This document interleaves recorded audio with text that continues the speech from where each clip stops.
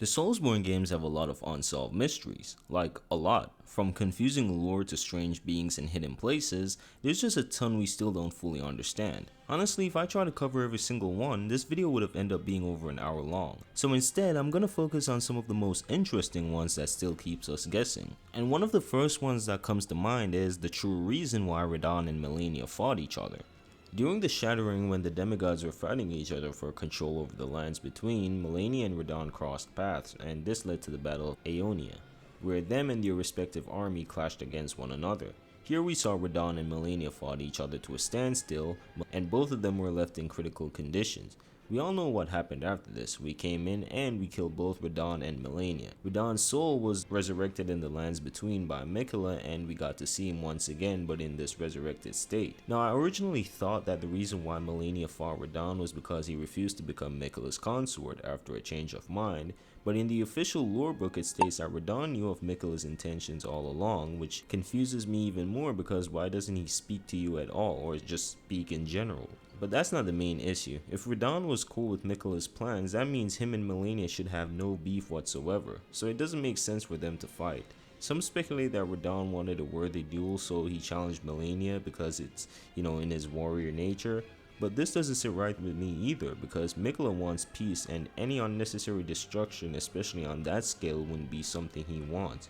So I don't think that's the reason. I want to say my initial thoughts is the right answer, but then again, who knows? Now, another unanswered question I have is, why did Bale attack Placidusax? Long ago, Bale attacked Placidusax, injuring him severely. You can see the impact of this in the present day, as Placidusax lost multiple heads, leaving him with only two, and Bale also sustained injuries, losing his legs and wings. As far as I know, there's no clear explanation of why these two fought. Some believe it was a duel, but if that were true, it seems unlikely that the Dragon Priestess would speak so poorly of Bale. The way she describes the incident makes it sound like Bale was the one who attacked first. Another theory is that since Bale was the ancestor of the Drakes, he and his kind were treated as lesser dragons, probably looked down upon by the others. This might have driven Bale to try to defeat Placidusax to claim the title of Dragon Lord, or maybe he simply just wanted the title for selfish reasons.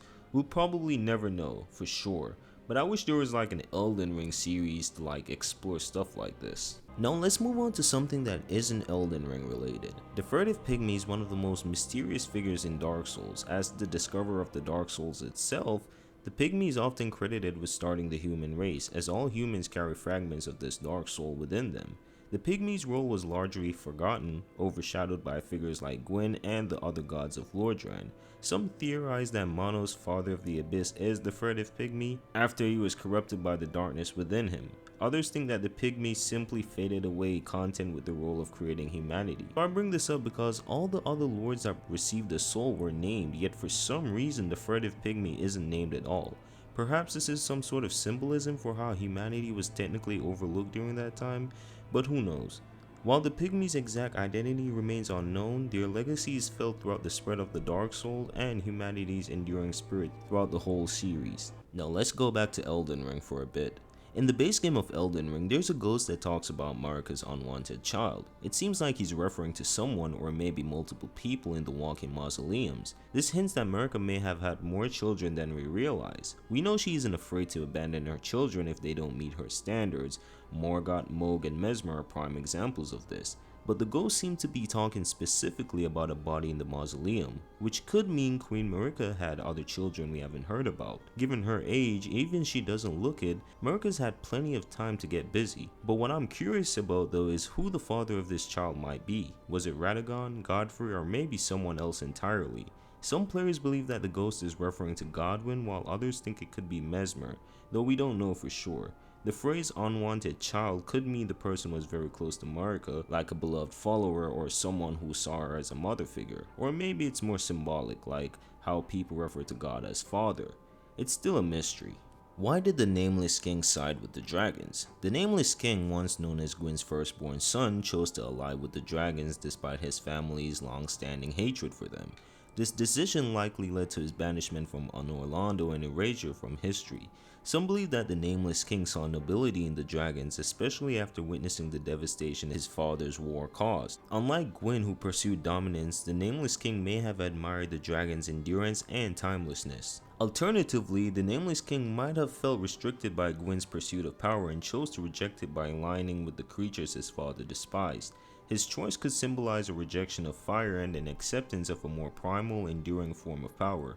Ultimately, this decision highlights his unique view of strength and his willingness to defy his father's legacy for his beliefs, but at the end of the day, we can only speculate and make theories. But let's be honest, he probably just looked at them and thought they were cool.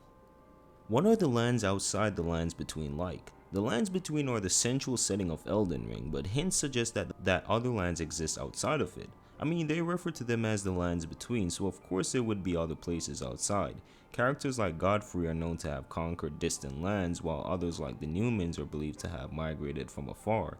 These lands likely have their own cultures, gods, and perhaps their own conflicts with other gods, or maybe they just follow the basic golden path.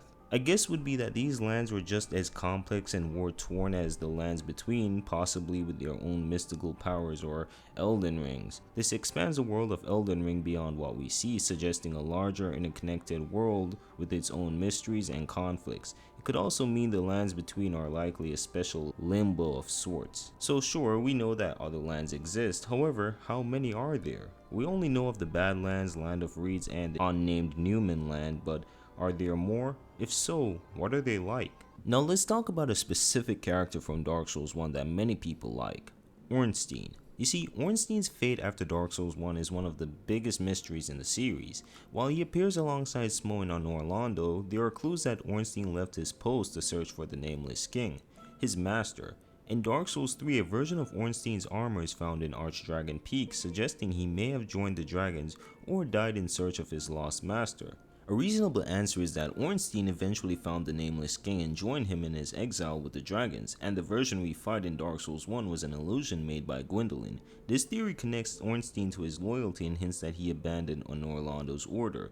However, it's also possible that someone else wore his armor in Archdragon Peak, leaving his ultimate fate up for debate.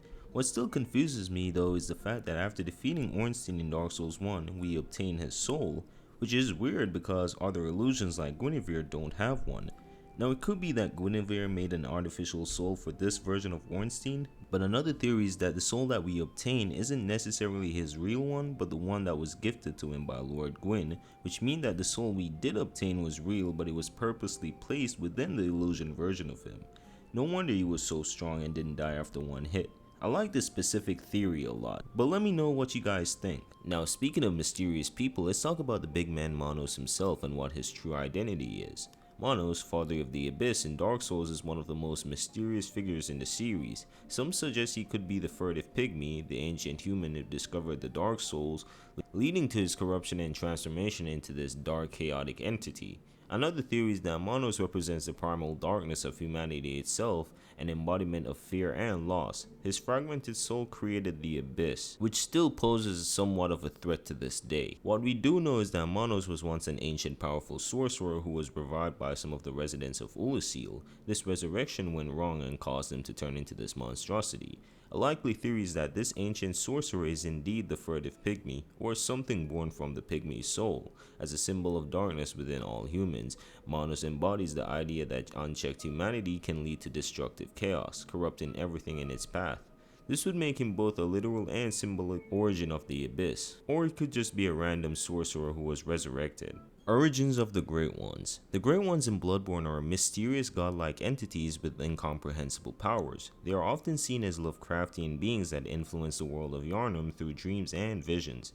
Their origin is unknown, though some believe they come from an alien dimension or higher realm of existence. The Healing Church, which worships these beings, suggests that humans can transcend by communing with them. However, the existence of Great Ones in both Yharnam and the Nightmare realms implies that they may not be from a single reality, but could instead be timeless, ancient beings beyond human understanding. The most reasonable theory is that the Great Ones are interdimensional entities, possibly existing in realms of consciousness beyond physical reality. They might not have a single origin, but could represent the concepts of God in an otherworldly sense, with each Great One having different purposes and goals that affects humanity. Speaking of otherworldly beings, let's talk about the Greater Will and why it abandoned Meteor. In the Shadow of the Erdtree DLC, we learn that Meteor is actually the mother of the Fingers and daughter of the Greater Will itself. It seems she was sent to the lands between as some kind of scout. However, she was abandoned long ago and only pretends to still be in contact with the Greater Will. But why would it abandon her? One theory is that the Greater Will simply stopped caring about the lands between, but that seemed too simple, right? Another guess is that the Greater Will has motives and plans that are beyond our understanding. Maybe everything that happened in both the Shadowlands and the lands between is part of its long-term plan. But for what purpose? Still, if this is true, why didn't it do more to prevent the players from creating a new age that goes against the Greater Will's own design?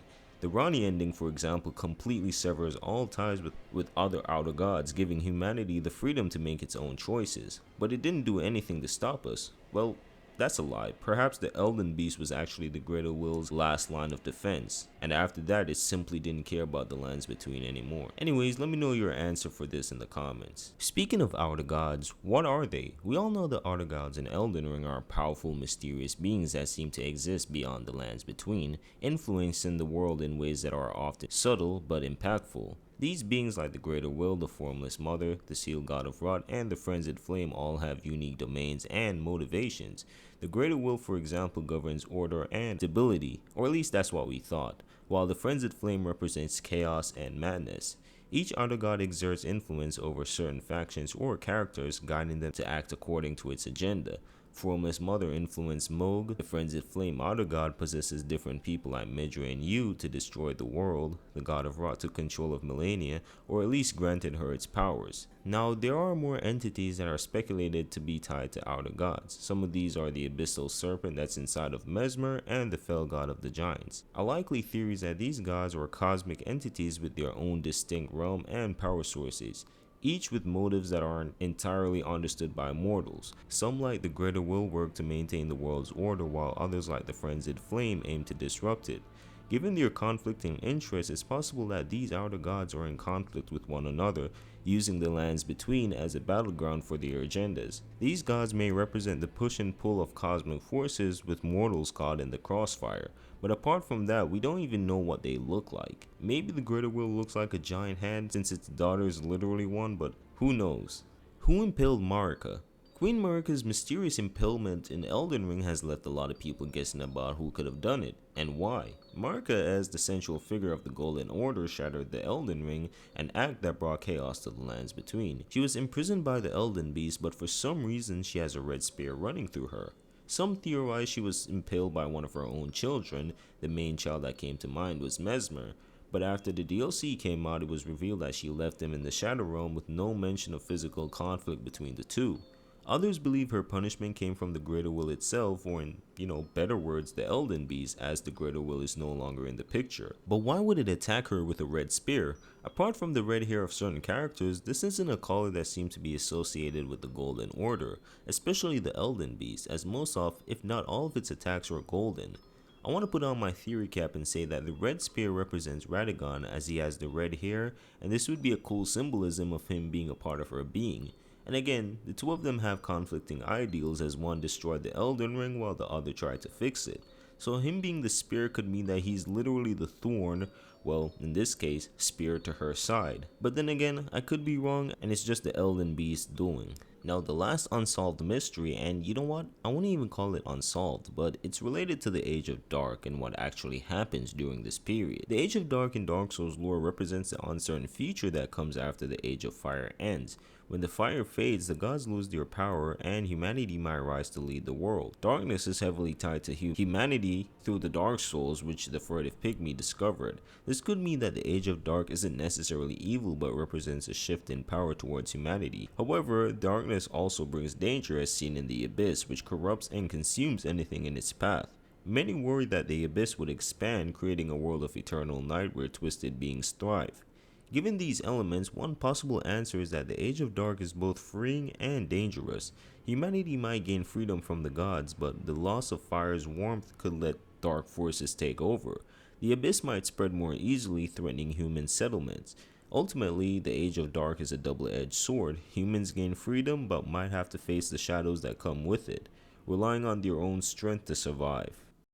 And that's a wrap on some of the biggest unsolved mysteries in the Soulsborne series. These games just have a way of leaving us with more questions and answers, and honestly, I think that's part of why we keep coming back. There's always something new to dig into, something to wonder about.